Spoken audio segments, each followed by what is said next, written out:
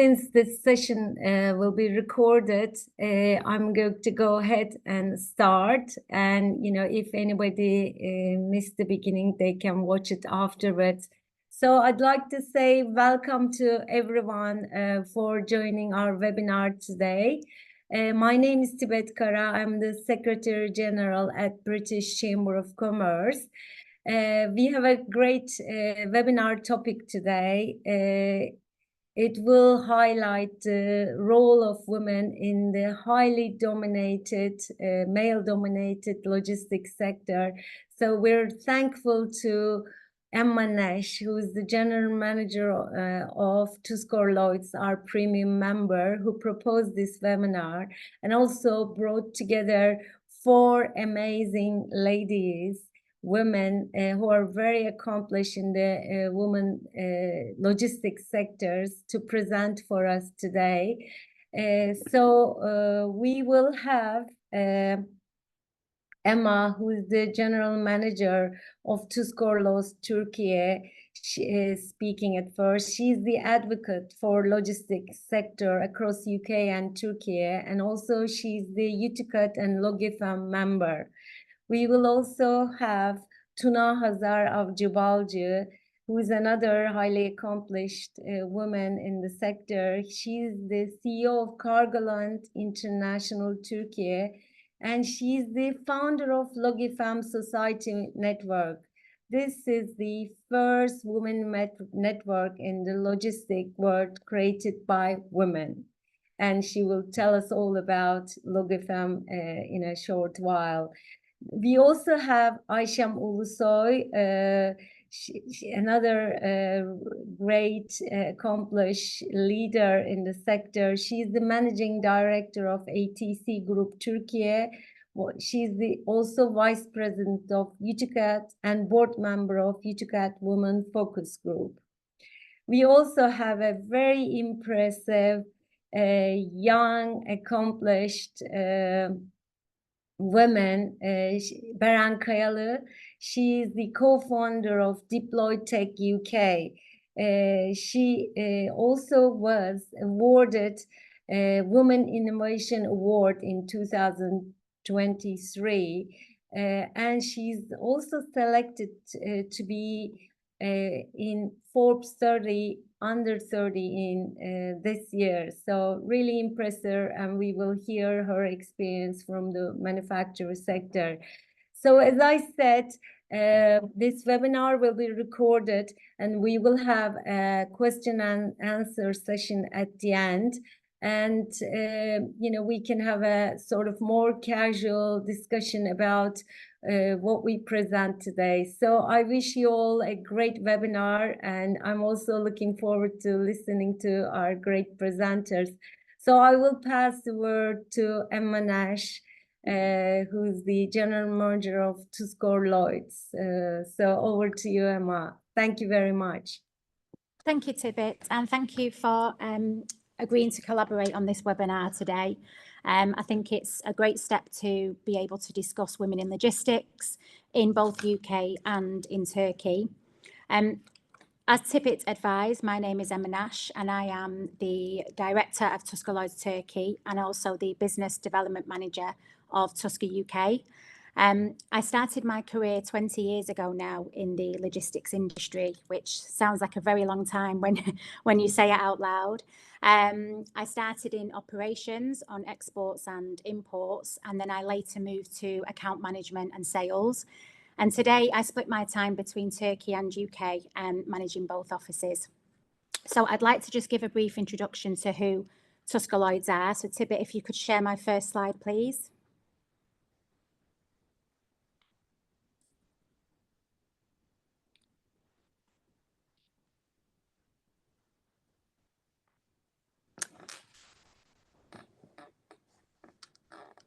So Tuscor Lloyds was founded in 1994, and this year we celebrated our 30-year birthday.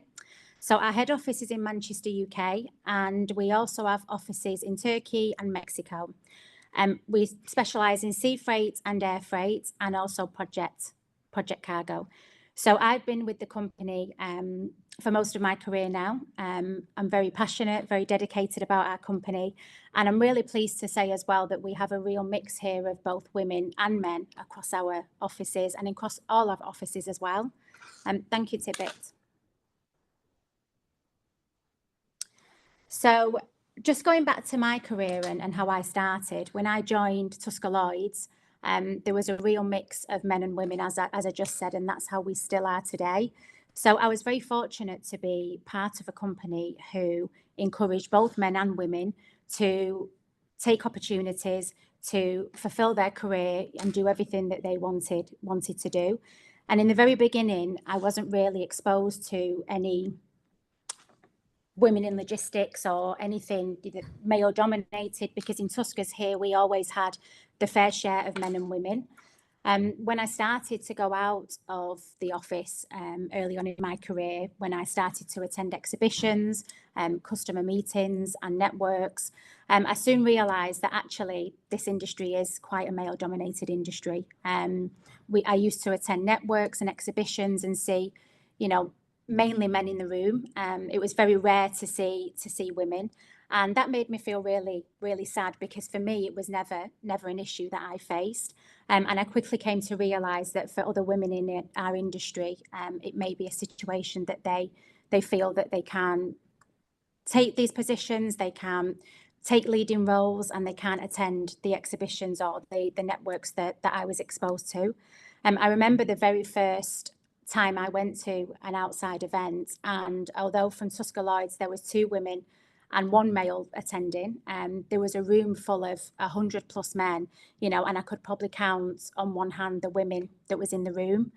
Back then, women in logistics, we're going back 18 years or so now, it wasn't really a topic that was discussed.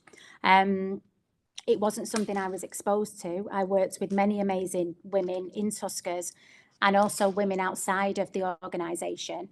But the more I went out and the more I experienced these events, I didn't really see many women at them.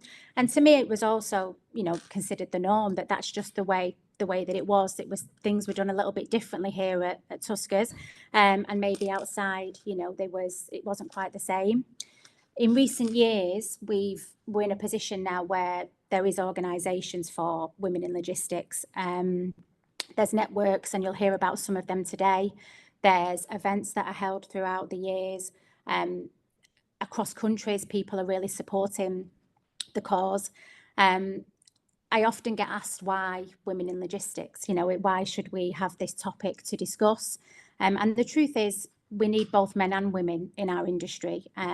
But the fact is that there's more men than there is women. And I think what our aim is to highlight and just create spaces for women to be able to support each other, to network, to be able to, share ideas and come into a space really that, men have been doing for years. We've always had organisations, we've had events, and it's no different for us. It just means that there is a space that if women want to get together and want to support each other, they can do that. Tibbet, if you could just share my second screen, please. I just want to share with you now some pictures from organisations that I take part in.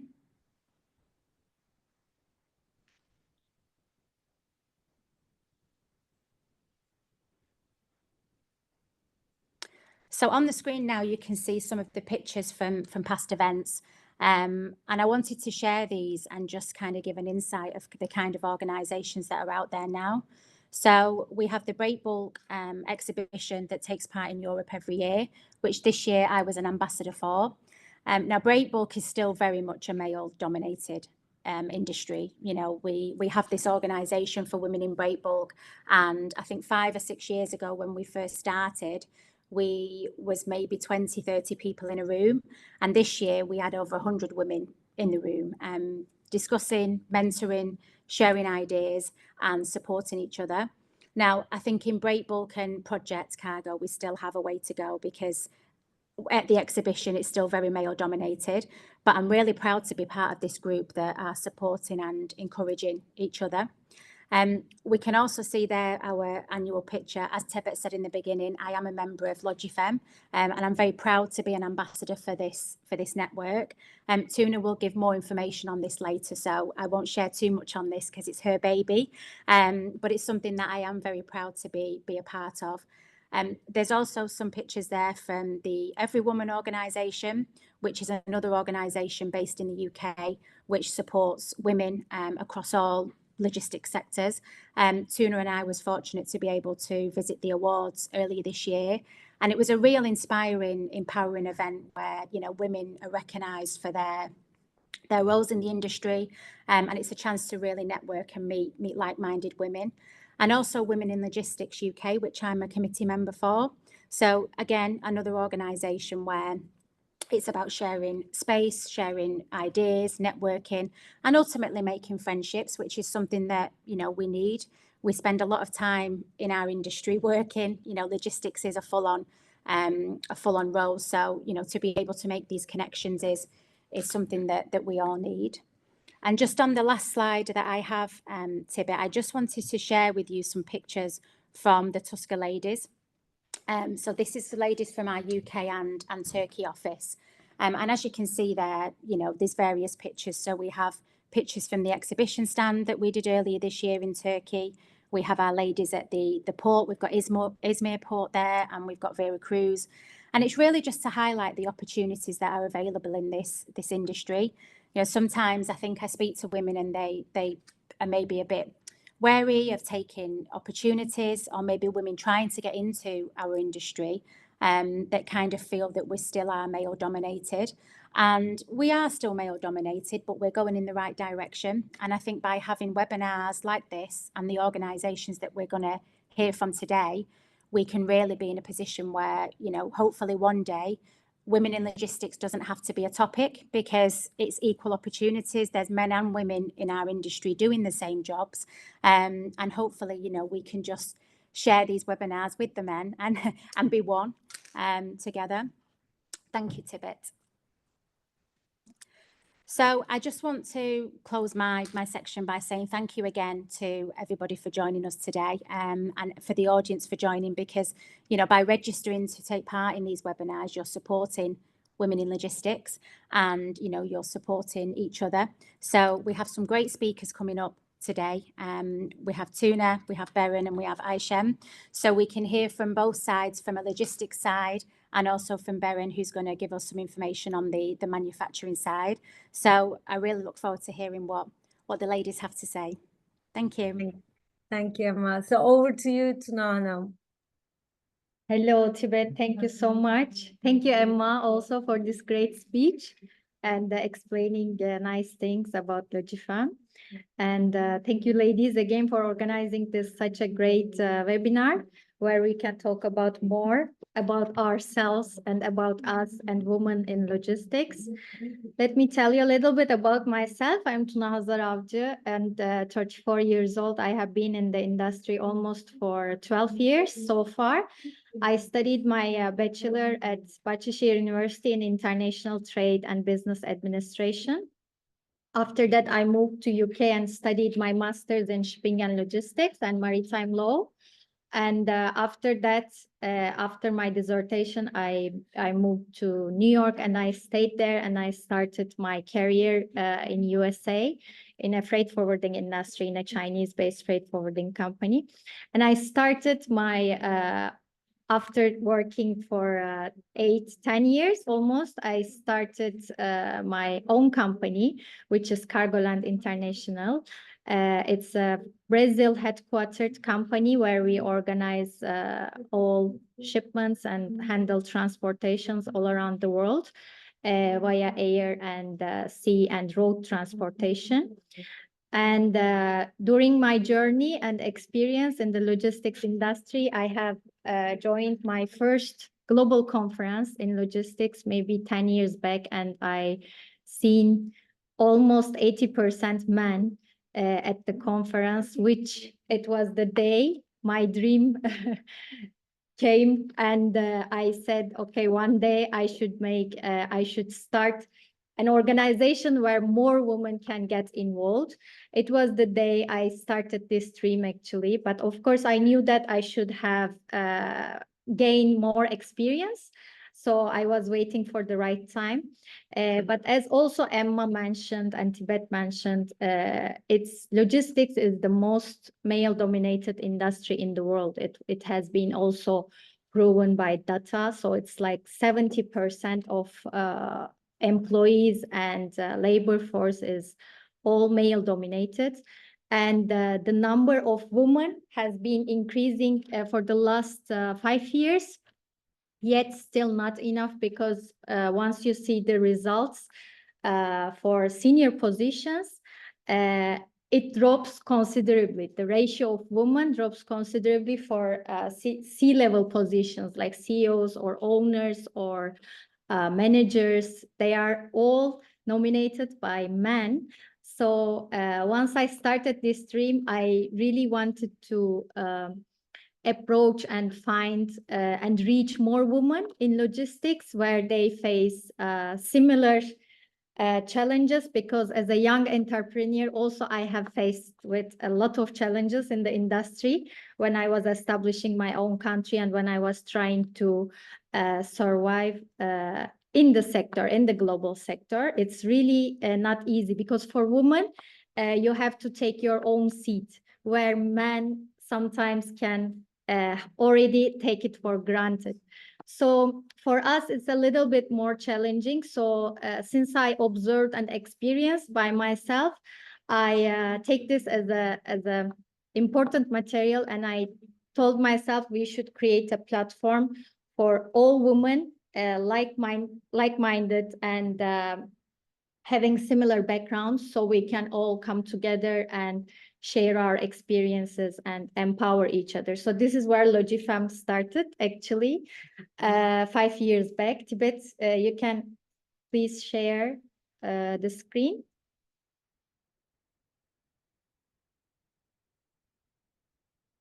Thank you.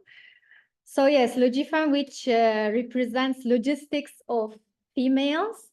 This is a global network, the first and largest global network for women in the global logistics world, which is owned by women. I always say that.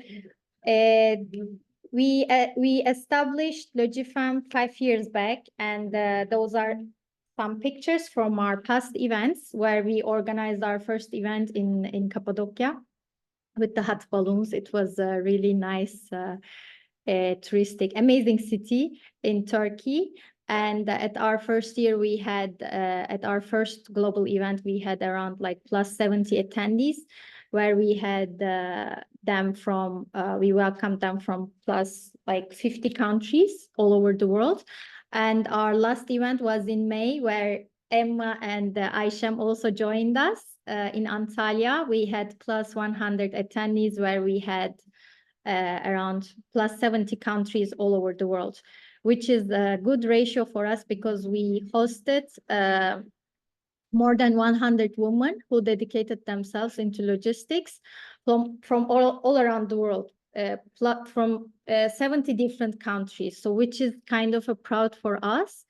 Logifem basically is a network focusing on women empowerment. Again, as I mentioned before, it's not easy to survive. I don't want to say easy, but it's not like as easy as men to survive in the logistics industry. We have to put a little bit more effort, and because there's a gender, sometimes some women might face with gender discrimination, or sometimes they might not have the same or similar opportunities with men. So again, I wanted all those women to be able to reach each other, to come together and empower each other, because by sharing their experiences, it's also a great empowerment for themselves. And our next event, we can move on to the next page, please, Tibet. Thank you. Our next event, next global event, will be in Marrakesh in 2025. It will be our 3rd annual conference, and it will be a luxury oriental one in Fairmont, because we believe all women, all of our queens deserve the best. So we try to find an exclusive place where we can all come together, enjoy doing business, networking, but at the same time enjoy ourselves and enjoy networking as the way we deserve. So again, we focus and we mainly deeply committed to changing the gender balance in the logistics world. It has been already changed the perception within this time interval, but still it is not enough. So Logifem is focusing on, again, women empowerment, and we really dedicated ourselves into logistics, and we have lots of accomplished women and professional women who are in senior levels, but it's not just senior level members we have. We also give opportunities to younger populations and young ladies too, because we have to prove that it's not that difficult for them, maybe because sometimes they might feel that they are shadowed, or they might step back or something. So we are also during our conferences and welcoming them as a member of Logifem. We are also supporting young ladies who would like to promote themselves and develop themselves in the logistics industry. This is also very important for me, because as already experienced women, we should also open their ways and give them more opportunities to make something a little bit easier for them, for the new coming generation. So our age ratio between women is quite different. We have at the ages of 20s, at the ages of 60s. So we have all type of experienced women and accomplished women who dedicated themselves into logistics within Logifem society. We have quite dedicated ambassadors. One of them is Emma. She has been supporting Logifem a lot since beginning. And Miss Ayşem is also one of our great members. She has been also dedicated herself to women empowerment in the logistics in Turkey. So above all, I would like to also share our social media pages in case anyone would be interested to check our social media pages or future events and webinars. They can check from there. Tibet, if you can share our links from the chat, please. Yes, we will send everyone, all the participants, the social media links shortly. So thank you, Tuna Hanım. That was great. I have two participants raising their hands, Tanya and Gizem Hanım. Would you like to say something before we go to Ayşem Hanım? Yes, Tanya wanted to say something. Would you like to ask any questions, Gizem Hanım and Tanya Hanım? Or maybe it was just a mistake, you pressed the raise hand button. Okay, so over to you, Ayşem Hanım. Thank you. Thank you. In advance, I would like to thanks to British Chamber of Commerce, Turkey, Tibet, firstly to you, and my best friend Emma too, for your kind invitation for this webinar, and also Tuna, who likes too much share the same time with you here. And I'm the general manager of ATC Group and also vice president of the UTCAT. I'm in the logistics sector about 30 years because I really like this sector in any way, within all difficulties as well. I'm graduate from Bilkent University 95. And also I was founder of Women in Logistics in UTCAT's group. And now that I'm also member of this group, I made a 2 years presidency, and also that I'm now member of the group with the president of Aslı Tuncer as well. I am board member of SEDEFET, also member of the Logifem, as Tuna said now. And just I would like to, with a different meaning of the who is the woman in logistics. Maybe I can give you a small information about in demographic study of the world of the woman. Firstly, as we all together know very well, in 50% of the in the world demographic status is shared into 50% a woman, 50% is a man. If you eliminate 50% of women in social and sectoral and economic benefits, you can lose. It's really important point of this. If the equal gender representation, we have to give our representation of all the diversity and the equality. We have to be in all the economical side within 50%. That's no way. It's not related with logistics sector. I'm talking about all around the world. And in here, as a woman, we are here. We are not the main of part of the small portion of the men's on with the sector. Not, we are here. We are represent the sector very well, and we are okay with all the operational situation on everything. And I would like to mention about the old termination of the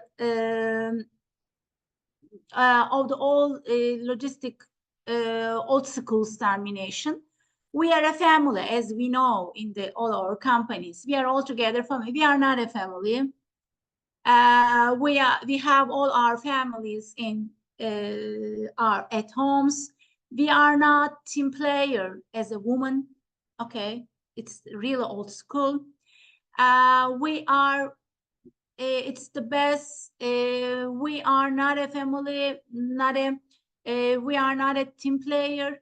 No need make a team player. We need a problem solver. We are here. And also create actions and diversity, too much reliability with a woman multitask, rational thinking, solution focused, and also seeing all the details. We are here. And that's why I really mentioned about the logistics sector. I don't want to talk about with the place of the woman in logistics sector now. It's the main subject is effect of women in logistics sector. It's really main idea now. I think I'm talking about the other sectors. We'll check it because must focus on this. Not a place of women. We have to talk about effects of women in sector right now, because we are here.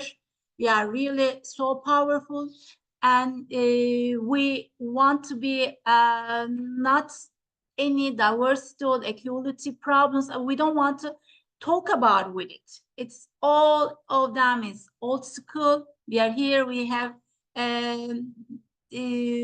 be part of the big picture as well. I want to say something about difficulties of the being a woman in logistics sector. Logistics sector is really dynamic and really best active sector that is always have an action, have problem, have something to do, and there are too much duties. We have to do it. Women talents, I think, and achieve all these transformations, all of them. There is no differences between women and men. The people who will we have to search about it. who will survive in sector are not determined by their gender. It's not related with the gender. We don't care it's woman, we don't care it's a man. I think maybe we can start with the why we have deal with and work with a woman in our sector. What's the reason? Why? Because and also how combined there are start with the why. As I heard all my colleagues right now, and also our team as well, customer satisfaction is really important for women.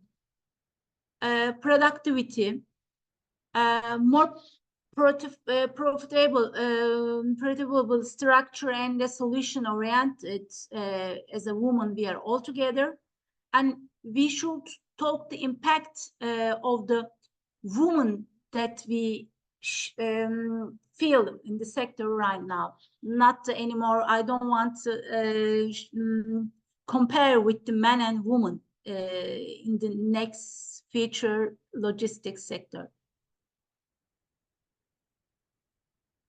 Thank you very much for Thank your you. invitation. Thank you very much, Ayşe Hanım. Now over to you, Beren Hanım. If you could. Yes, let me Thank just- you.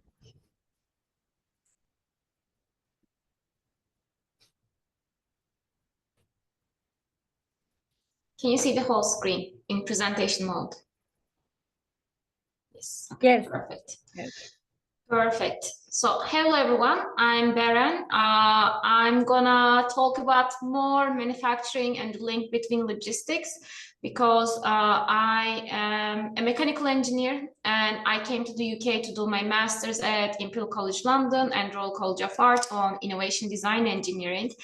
And I started my own business in 2020, 2021, staying in the UK. And one of the things that when we started building our product, we mainly manufacture water tanks. And at the beginning, I thought that we were making innovative water tanks, but along the way, we noticed that actually the reason why customers are buying our products, it's not that we are another water tank, it's because that strict link with what we are doing in the water sector. So yeah, a little bit about the personal background. So again, I was doing my master's and one of my modules, it happened to be abroad. So we were asked to go to another country, work with the local communities to solve their issues. And one of the things that I noticed over there, they were having a huge water safety and security issue. So this is me in Nairobi in 2019. And then for the same project, I decided to take a tour with the communities, and I went to one of the biggest slums in Nairobi. So this is from Kibera, this is from that slum. And in this slum, there are more than 1 million people. Government cannot estimate it exactly because they operate like a guerrilla system. So they don't allow government or NGOs or any type of institution to get inside. It's quite unsafe. So you need to take a tour with a local actually. And this is their bathroom for more than 1 million people. They just have this bathroom. And they have their houses made out of mud. You can see in the first image, the background is a house wall. And if it rains, their house melts down and they have to rebuild their houses every single time. And this is such a common thing for them.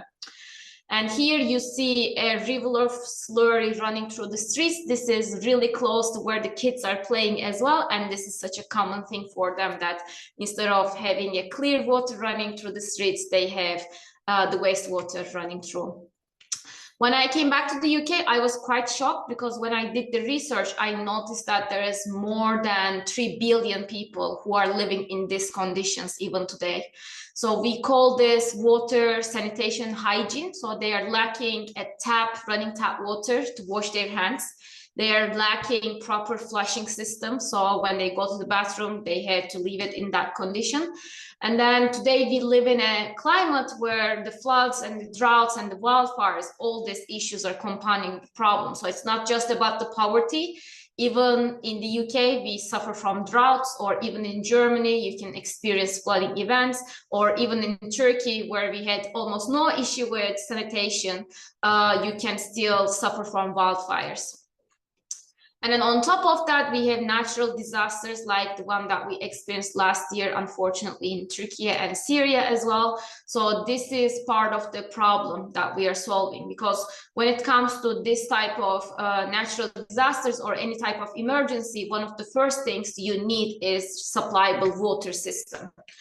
And it happens that these systems are quite large, so it occupies too much space in transportation. So there is where we build our know-how and create a product that is flat pack, so it creates so many layers of efficiency throughout the process.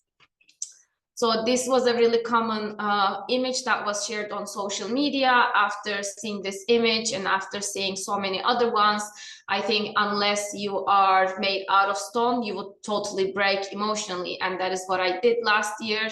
And I created a call to action to send some tanks to Turkey. And then it got into a bigger project that we had to create a whole volunteering team to deploy our tanks. So as I mentioned, we are doing things a little bit differently. Normally for this size of water tanks, you would have them ready-made or precast concrete. So it's quite costly and cumbersome to transport them, but we are utilizing a material that allows us to do things flat packed and deployable. So just to give an idea, when the whole tank is inflated, it becomes like a giant infrastructure, giant balloon. But beforehand, we can put it in a crate, palletize it, and this creates a lot of efficiency in our system. So this is one of the common images. When we show this one to people, they get it right away, and we tell them that we are the IKEA of deployable concrete infrastructure. Because with this system, instead of, I'm going to show another image over here. So this is another way of transporting current water tanks. So normally, in order to transport, probably you need to maximum put 4 of these, similar size, maybe even smaller ones, to be able to carry. And especially in the last mile, they cause a lot of problem, because especially in emergency scenarios where roads are destroyed and broken and you don't have really big access, it becomes an issue. So going back to this one, so we can fit 36 units of these ones in a 50-feet container, or we can fit 2 of them in a van, which we are doing over here domestically as well. So when we first created the product, we thought that the middle section, the installation, the middle part is the most punchy one. Everybody's gonna fall in love with this one, and we're gonna have tons of sales just because of this feature. And this was the part that we failed drastically, because nobody wanted to pay extra because it's innovative or because the installation was faster. They were like, sure, I used to get mine in 4 months. I can reduce it to 3 months. I'm not interested in 24 hours deployment. And then by engaging with the customers, engaging with the stakeholders, involving different parties, what we discovered is that it's actually the before and after that we are providing efficiency and like where we are providing value to our customers. I think the first part is quite relevant to today's topic in terms of logistics, because when we palletize them, when we are able to put them in a crate, it makes our operations quite easy as well. But also when we are doing a delivery, it makes the cost reductions quite significantly. But also we are in contact with Oxfam, UNICEF, and other NGOs as well, and they have giant warehouse, and they don't want to store, you know, already deployed, precasted, or already made plastic tanks in their warehouses. That would be detrimental to the efficiency of their stocking. So it is quite a juicy and quite a good proposal for them to say, actually, instead of storing 1, with our solution, you can store almost 6 of them. And whenever you need them, again, you can put it in a pickup truck. So from our warehouse, we usually send a container load of goods, and then it arrives to the main warehouse. And then when it's going to be distributed, then the smaller vehicles can be utilized again. So even in the most extreme locations, you would be able to put this tank in the back of a pickup truck, and you will be able to deploy them easily as well.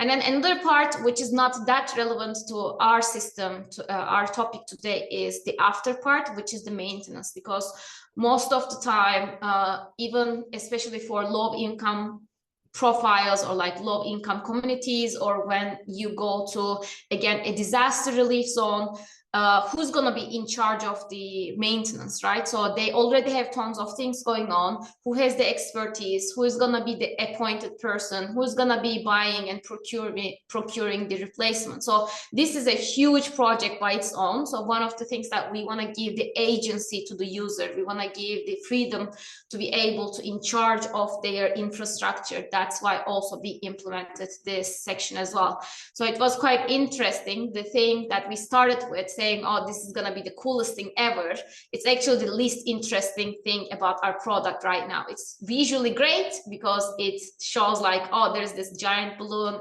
inflating, but when it comes to real business, actually 1 and 3 are the ones that we are creating a huge impact.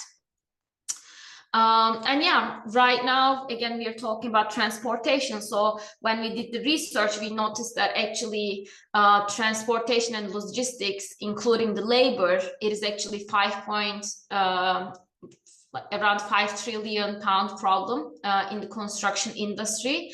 And it's a global issue as well. I'm sure you remember a couple of the delays with the canals, with the shipping, especially during COVID, because it delayed quite a lot of the manufacturing capability in Europe, and especially we are in Ireland, in the UK as well. Most of our goods are coming abroad, so it puts a really huge strain, and it really flexes or like stretches our timelines as well. So for us to be able to make things, manufacture things here and become a hub to distribute it internationally, the element of logistics is the bread and butter to us.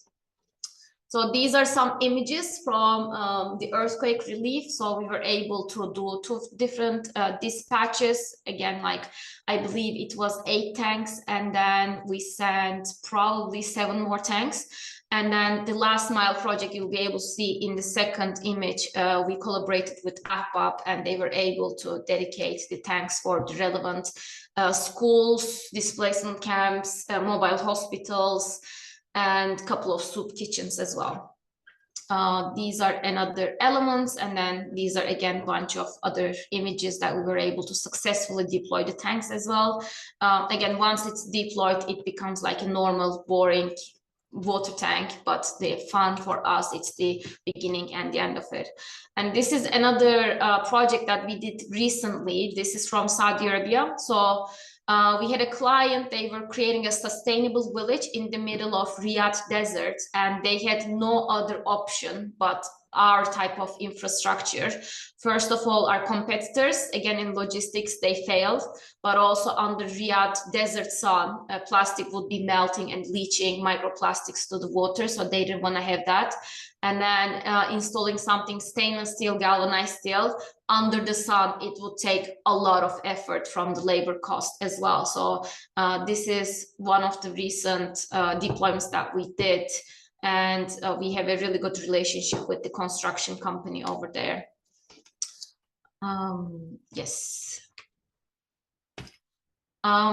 So right now we are based in the UK, but we provide goods to Greece, Cyprus, Saudi Arabia, Turkey, India, Ecuador, North America, and soon to be Canada as well. Again, being based in UK where labor costs are quite high, it is interesting that we still stubbornly insist on manufacturing over here.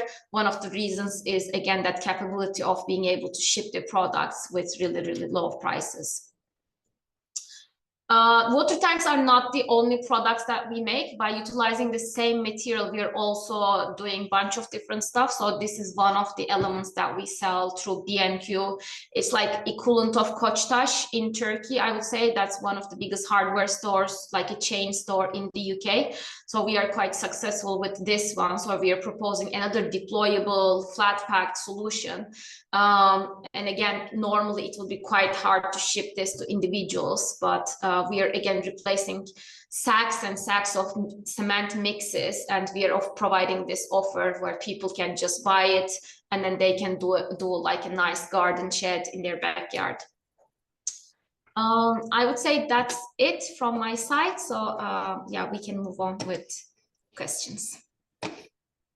Thank you so much, Beren. It's really quite impressive and really impressive that you have so much in the earthquake region. Congratulations. So we have now time for questions and answers. So I have a question for any of you actually. First one is, do you think there is any specific sector within logistics which needs a push for more women than others? So whoever like to reply to this, please go ahead.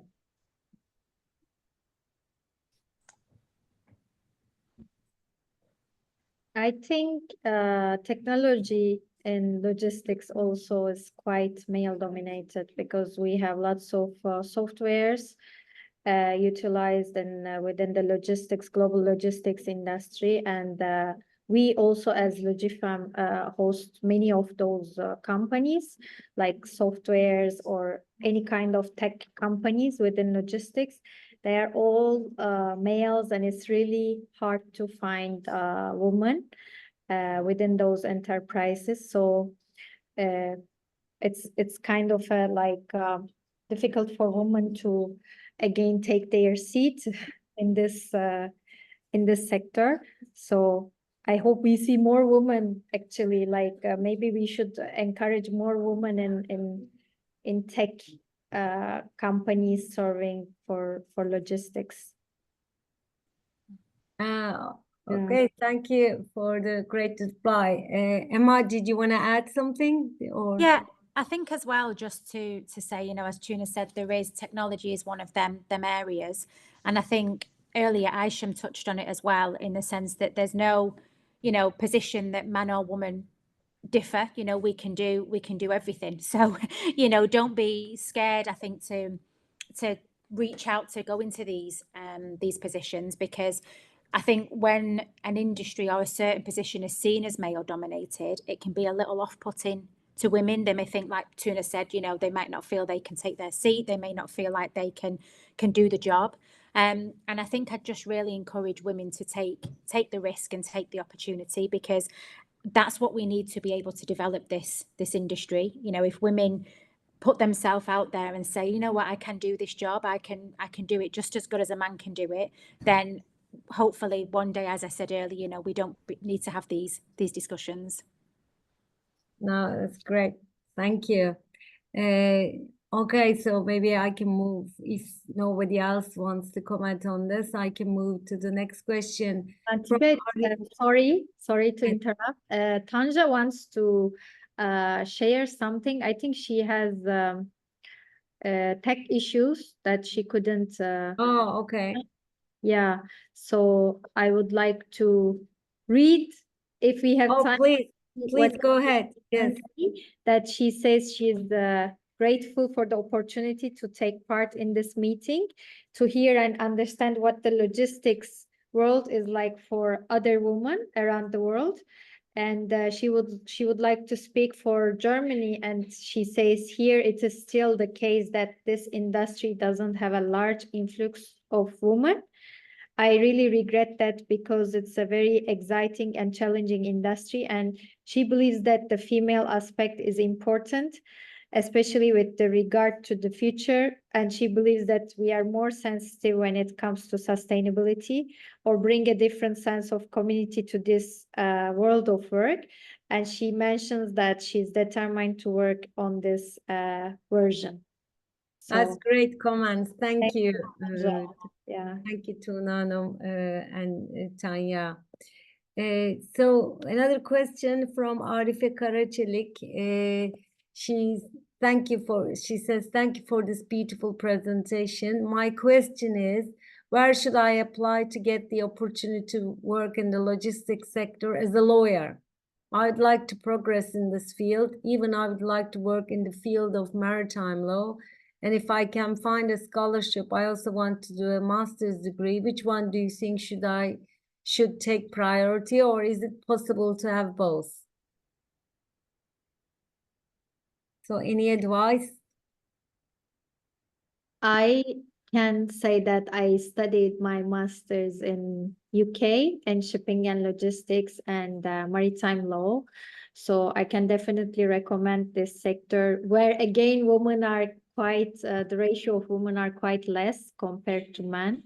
And I don't have any information about scholarship, but if you dedicated to this industry, which I was, and I was enjoying to have experience both in practically and theoretically, I can recommend definitely this maritime law major to study in master's degree, and afterwards it would be a different aspect and different experience to join logistics sector. You will have more vision, you will have more practical and theoretical information, and more networks as well. It's quite like exclusive major in the global logistics industry, maritime law, and we would be very happy if we have more women who studied in this major. Good luck. Thank you. Thank you. So another question from Shandra Aslan Malkoch. She says, can you recommend females for management positions in Katoni Group, head office, Turkey?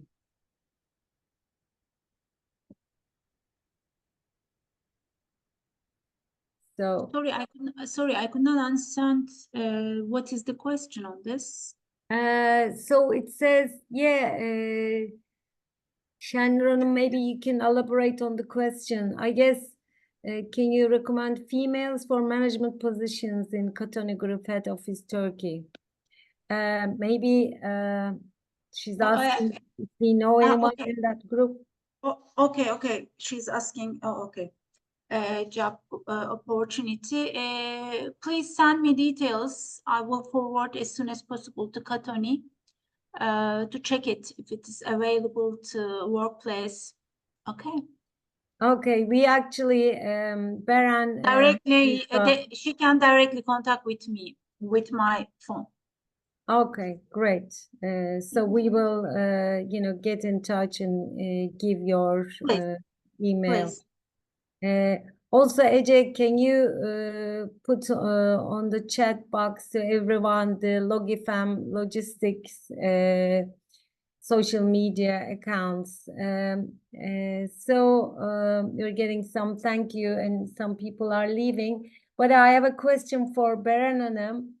What challenges have you faced within the manufacturing industry, which can be considered as male-dominated, and how did you overcome? Yeah, I would say when I was back in Turkey, I didn't have any of the challenges. I guess it's because in our culture, education is seen as, okay, this is something you have to do.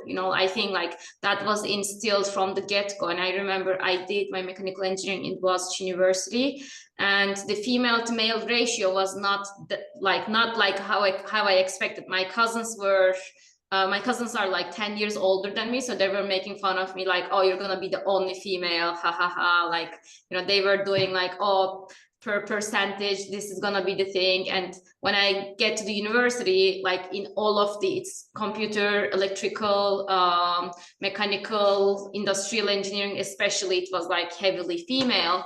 So I was like, okay, this is not, something I'm not experienced. It's like normal high school. And then when I came to the UK, when I started practicing, I also did some experience. I had some experience in Turkey as well. So I worked for Siemens. I worked for another car manufacturing company and another prototyping company as well in Turkey. So it's interesting because I didn't face anything because of my gender. And I was like, oh, I'm so grateful for the generation before me. Probably it's because of all the efforts that they did, like they had to bear so much that right now we're like, we have equal chances. That is amazing. But I think when I came to the UK, it was quite different. It was like maybe 20, 30 years ago, how Turkey was. And it was a little bit shocking because, I would be the only one picked up on what I'm wearing wearing to the office, or I would be the only one. Even though I'm the director of the company, we are sharing an office space with other companies. So I would see that I'm gonna be always the one to blame if I'm doing something wrong. So to go around that is probably like, I don't make it like a gender thing, because when you get into that rabbit hole, there's no improvement, right? You cannot really have like a neutral party investigating this thing. So I don't get into that. I just lead by excellence, lead by example, and I just try to be the best version. Or like, I just, people talk, people will always talk. It's not the first time, it's not gonna be the last time. And probably it's more about them, that they have other issues. Maybe they're not in a healthy marriage. Maybe they had some mom issues. Maybe they had some other issues. I don't know. Maybe they're having horrible time with their daughters. I don't know. Maybe there's something else going on there. And I don't like to take it personal. But the part that I can act on it is like, okay, how can I optimize my environment in a way that I perform the best? So one thing is, I'm gonna show you the results. We don't have to even get into a discussion.